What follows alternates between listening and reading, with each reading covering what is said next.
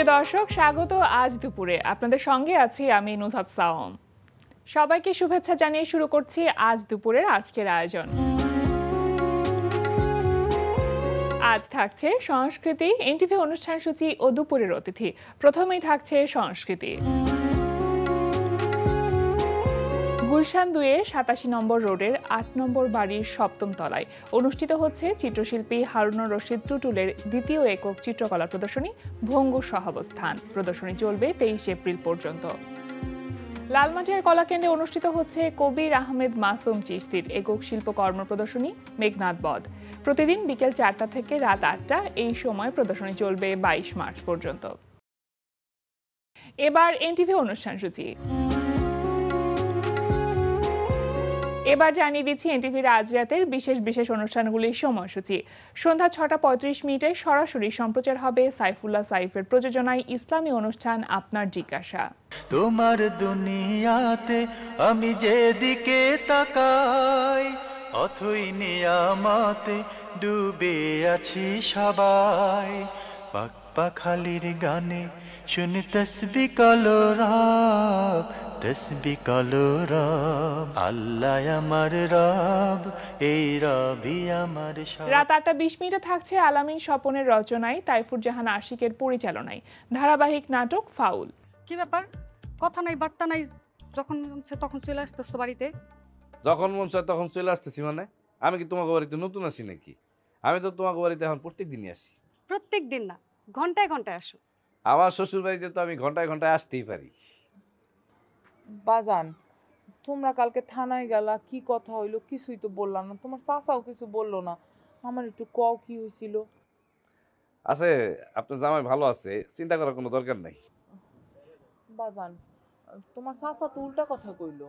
চাচার কথা বাদ দেন তো, সে একটু বেশি চিন্তা করে। দুলাভাই ভালো আছে। আর ওই জুই বুবু কই, ওনার সাথে না আমার একটু কথা ছিল। রুমের ভিতরে বসে কান্না করতেছে। রাত ৯টা ৩০ থাকছে জাহাঙ্গীর চৌধুরী ও কাজী মোহাম্মদ মোস্তফার পরিচালনায় মার্সেল প্রেজেন্স হাসো সিজন 7। এই তুষার ভাই বছর খানিক আগে পেটের এইখানে একটা পাতিলেবুর ট্যাটু বানাইছিল, সেটা এখন বড় হইতে হইতে বাতাবি লেবু হয়ে গেছে। আর সে টেনশন করতেছে এটা নিয়ে যে আসলে পেটটা বড় হয়েছে নাকি লেবু। সেদিন তো এক মাইয়া আমার ধারে এমন সাইজা আইছে যে হ্যারে আমি কইলাম আফা আমি বহি, আপনি আমার হাজাই দেন।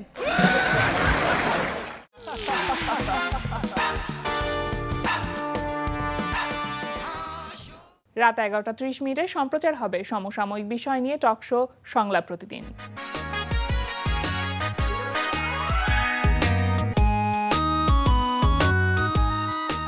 এবার দুপুরের অতিথি। আগুনের কথা বন্ধুকে বলি, দুহাতে আগুন তারও, কার মালা হতে খসে পড়া ফুল, রক্তের চেয়ে গাঢ়, হাতের উপর হাতের পরশ রবে না, আমার বন্ধু আমার হবে না, তোমার বাড়ির রঙের মেলায় দেখেছিলাম বায়োস্কোপ, বায়োস্কোপের নেশায় আমায় ছাড়ে না। এরকম বহু শ্রোতাপ্রিয় গানের গীতিকার কামরুজ্জামান কামু। প্রিয় দর্শক, আমাদের আজ দুপুরের অতিথি কবি, গীতিকার, অভিনেতা ও নির্মাতা কামরুজ্জামান কামু। শুভ দুপুর ভাইয়া। শুভ দুপুর। কেমন আছেন? ভালো, আপনি ভালো আছেন? আমি তো খুব ভালো আছি। আপনার অনেকগুলো পরিচয় যেগুলো বলছিলাম দর্শককে, এতগুলো পরিচয়ের মধ্যে আসলে পরিচয় করাটাও একটু কঠিন মনে হয় আমাদের কাছে।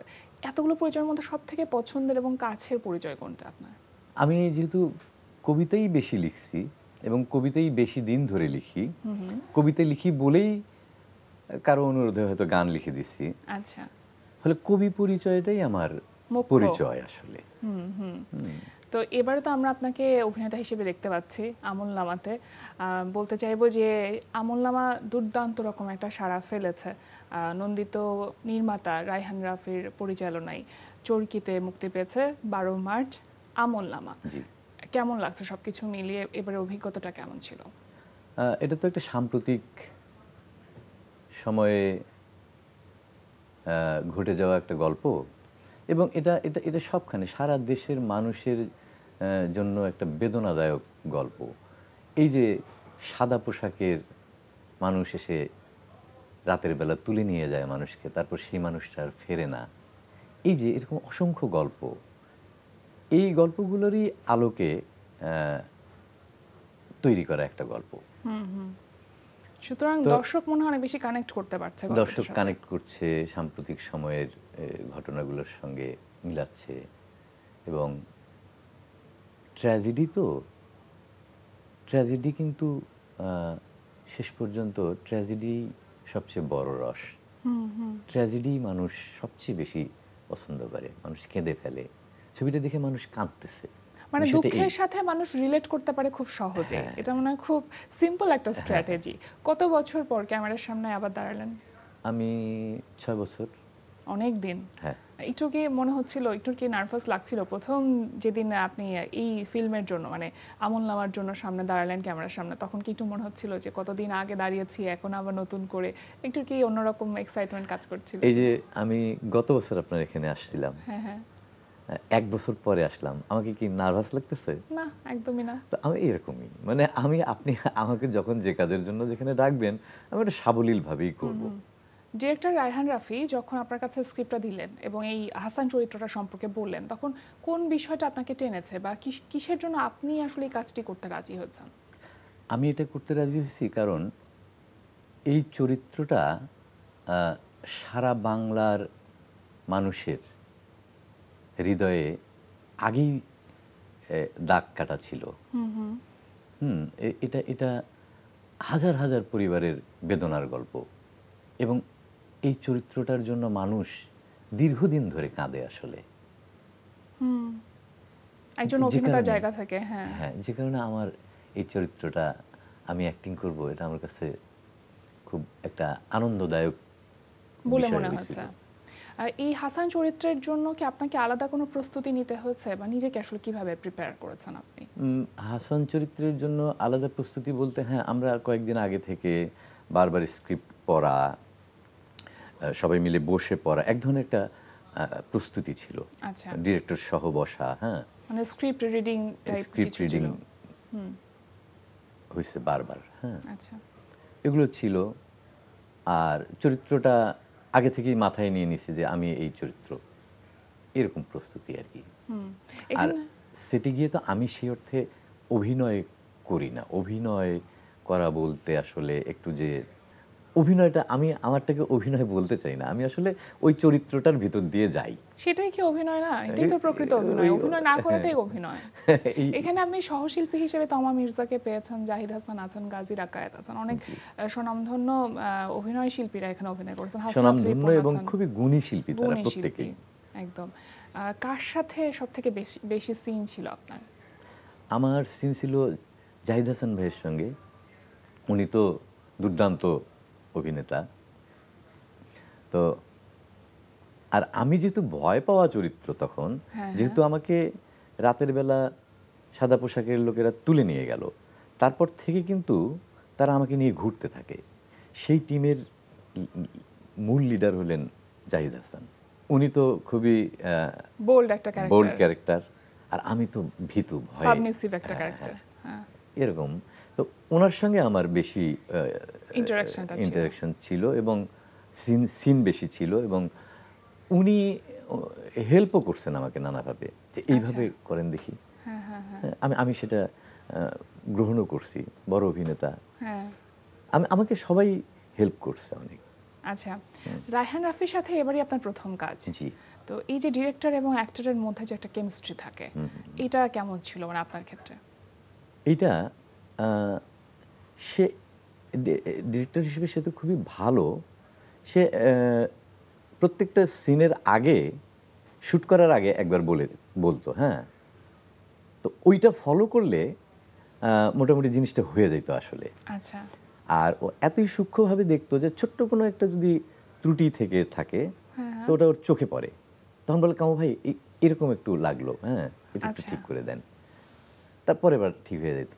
বাহ, খুবই সূক্ষ্মভাবে দেখে। সে খুবই ব্রিলিয়ান্ট ডিরেক্টর।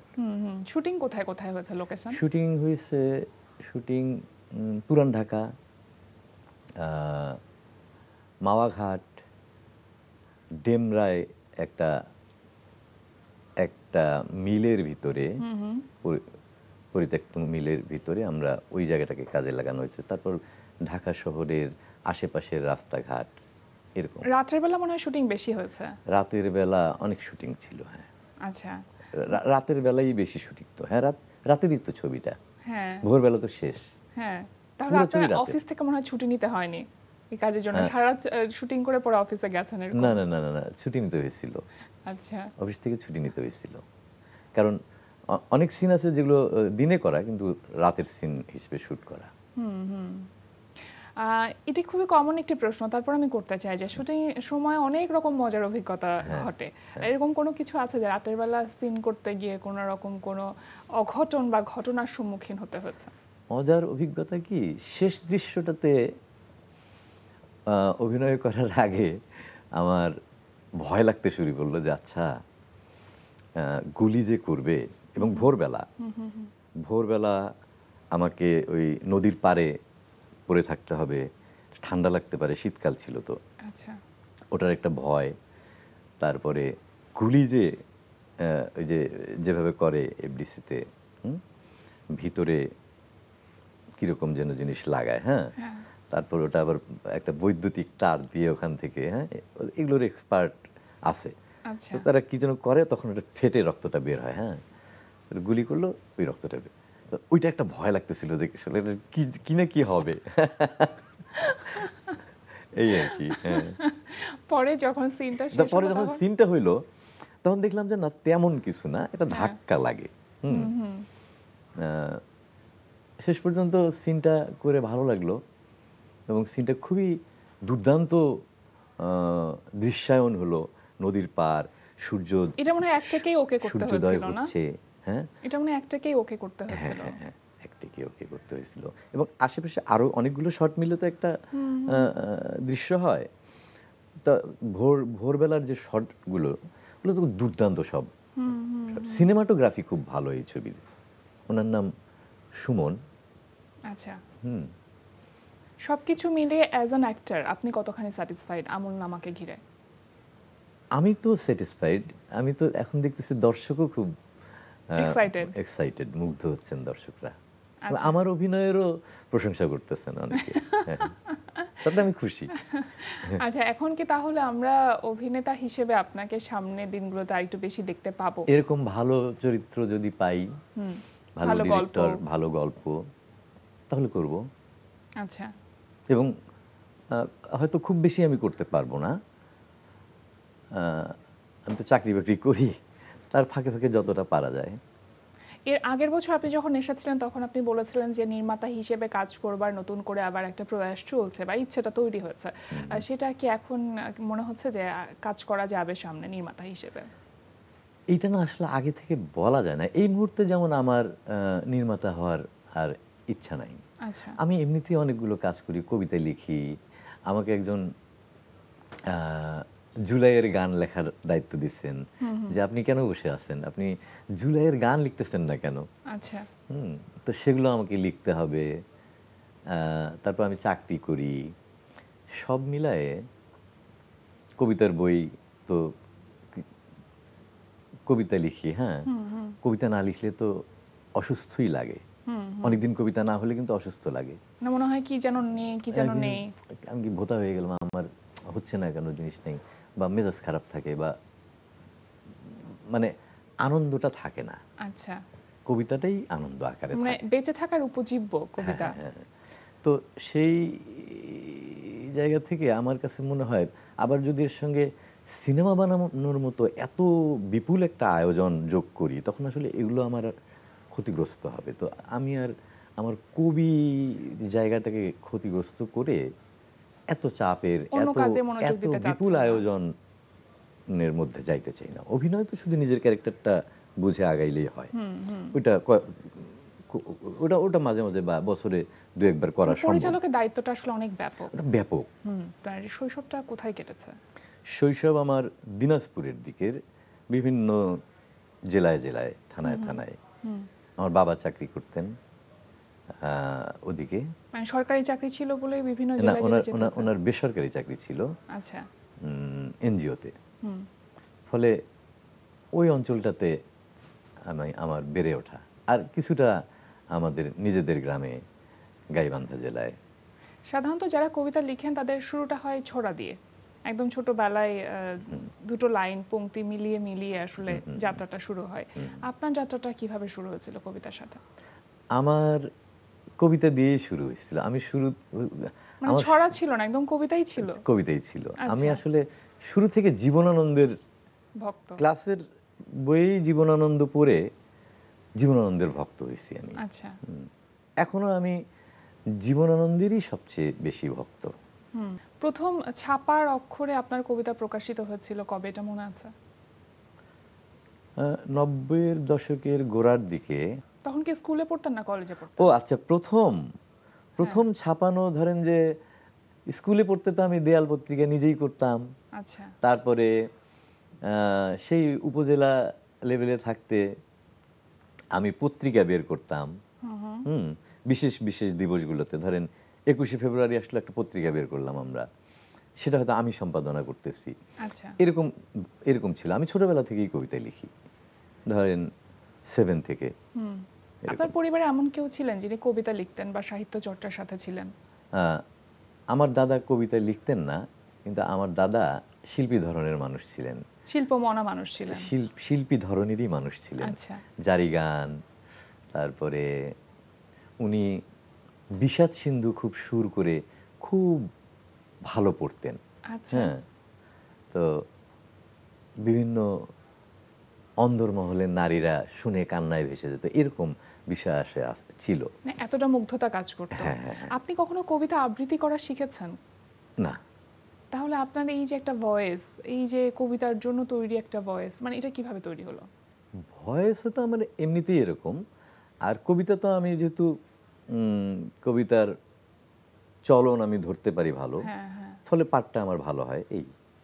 আচ্ছা, আলাদা করে শিখতে হয়নি? আলাদা করে আমি আবৃত্তি অর্থে কোথাও গিয়ে। দলছুটের জন্য আপনি প্রচুর গান লিখেছেন, দলছুটের সাথে সম্পৃক্ততা কিভাবে হয়েছিল? এটা সঞ্জীবদার মাধ্যমে। আমি তো ঢাকায় যখন আসি, প্রথম ভোরের কাগজে সঞ্জীবদা চাকরি করতেন, ওখানে আমি কবিতা লিখতাম। হ্যাঁ, তো সেই সূত্রে সাজ্জাদ ভাইয়ের কাছে আমি প্রথম ঢাকায় আসি। হ্যাঁ, তো ওখানে যাতায়াত করি, সাজ্জাদ ভাইয়ের কাছে যাই, কবিতা দেই, তারপর বিভিন্ন বুক রিভিউ করি। তো তখন আমার ওই সঞ্জীবদার সঙ্গে একটু একটু করে সম্পর্কটা তৈরি হয়। তারপর এক সময় ওনার সঙ্গে আমার অনেক বন্ধুত্ব হয়, ঘোরাফেরা হয়। তো উনি আমাকে বললেন যে তুই কবিতা দে, তুই আমাকে গান লিখে দে, তোকে সর্বোচ্চ পারিশ্রমিক দেবো। আচ্ছা। এইভাবে আমার গান লেখা শুরু। আসলে পারিশ্রমিকের কথা যখন আসলো, তখন আমি একটু জানতে চাইবো যে কবিতার জন্য প্রথম পারিশ্রমিক পেয়েছেন, এরকম হয়েছে কি, বা সেটা মনে আছে কিনা? কি বলে এটাকে? সম্মানী। সম্মানী, হ্যাঁ। এটা ছোট টাকা হয়। হ্যাঁ, সেটা অনেক ছোট বয়সে হয়েছে।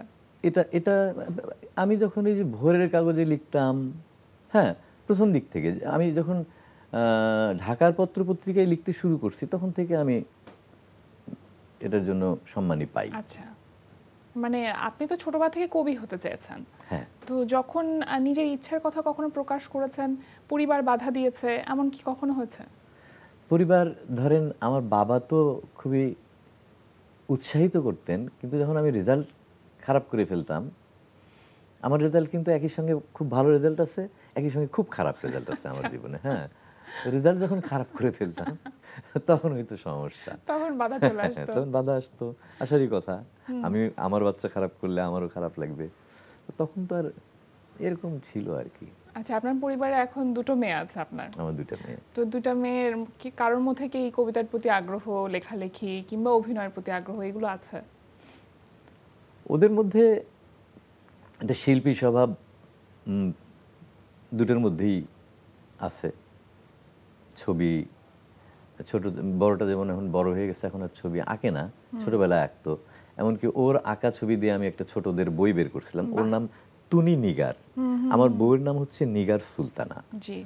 আর আমার দুই মেয়ের নাম হচ্ছে তুনি নিগার আর নিতু নিগার, উল্টে দিয়ে নিগার লাগানো। মানে আমি আমার নামের অংশ না দিয়ে, আমার কাছে মনে হয়েছে যে এই সন্তানের গৌরব মায়েরই বেশি। হ্যাঁ, তো আমি যেন তা আরোপ করব নিজের নামটা যদি লাগাই। যাই হোক, তো ওদের মধ্যে ওই শিল্পী সত্তা আছে। হ্যাঁ সাহিত্যে পড়ে আমার বড় মেয়ে, বাহ এখন ইংরেজি সাহিত্যে। চমৎকার। ইংরেজি সাহিত্যে আর বলা যায় না এখন বোধহয়, ইংলিশ অ্যান্ড হিউম্যানিটিজ। আচ্ছা। আগে যেমন ইংরেজি সাহিত্য বলতে আমরা দেখতাম যে আমাদের বন্ধুরা ইংরেজি সাহিত্যই পড়ে শুধু, এখন কিন্তু আর তা না। আপনি আরো বেশি ভালো জানেন, এখন অনেক কিছু পড়ায়, হ্যাঁ অনেক রকম বিষয় থাকে, অনেক অনেক রকম কোর্স। ভাই জানতে চাইবো যে এবারের বইমেলায় আপনার বই আসেনি কোনো, মানে না, এটার পেছনে বিশেষ কোনো কারণ আছে কি? এবারের বইমেলায় আমি আসলে কবিতার বই কখন বের করি, যখন কবিতা লিখতে লিখতে বইয়ের সমপরিমাণ কবিতা হয়, হ্যাঁ একটা বই করা যায় এরকম, জি। তখন বইটা বের করি। আচ্ছা। তো গত বছর যেহেতু বই বের হয়ে গেছে, এইবার আর আমার বই হওয়ার মতো কবিতা জমে নাই। আচ্ছা। এই আমরা প্রত্যাশা করব আপনার কাছ থেকে বেশি বেশি বই পাওয়ার, এবং এই যে আমলনামা, এরকম আমলনামার মতন আরো অনেক ভালো ভালো কাজে আসলে আমরা আপনাকে দেখতে চাই একজন অভিনেতা হিসেবে। একদম শেষের দিকে চলে এসেছি, আপনার কণ্ঠে দুটো লাইন শুনতে চাইবো কবিতার, যে কোনো কবিতার। কবিতার নাম হচ্ছে আমাকে এবার পিছমোড়া করো। আমাকে এবার পিছমোড়া করো, চোখ বেঁধে ফেলো প্রভু। আমি কোনোখানে কোনো মানুষের হৃদয়ে দেখিনি কভু। আমি শুনি নাই কম্পিত রাতে কোনো প্রহরীর হাঁক, আজি বসন্তে কালো কোকিলের তীক্ষ্ণ মধুর ডাক। অনেক অনেক ধন্যবাদ কামু ভাই, আজকে আমাদের আয়োজনে এসে সময় দেওয়ার জন্য। শুভকামনা রইল আপনার সকল কাজের জন্য। আপনাকেও অনেক অনেক ধন্যবাদ। আবারও দেখা হবে আপনার সঙ্গে নিশ্চয়ই। অবশ্যই। আর দর্শকদেরও ধন্যবাদ এতক্ষণ ধরে অনুষ্ঠানটা দেখার জন্য। প্রিয় দর্শক, আমরা চলে এসেছি অনুষ্ঠানের শেষ প্রান্তে। অনুষ্ঠান সম্পর্কে আপনার মতামত জানাতে মেইল করুন আজ দুপুরে @ntvbd.com এ। বিশ্বের যে কোনো প্রান্ত থেকে যে কোনো সময় আজ দুপুরে দেখতে ভিজিট করুন আমাদের পূর্ণাঙ্গ ওয়েব পোর্টাল www.ntvbd.com। এছাড়া এনটিভি সব জনপ্রিয় অনুষ্ঠান ও খবরের আপডেট পেতে ভিজিট করুন আমাদের ইউটিউব চ্যানেল ও ভেরিফাইড ফেসবুক পেজে। সবার মঙ্গল কামনায় আজকের মতো এখানেই শেষ করছি। শুভ দুপুর।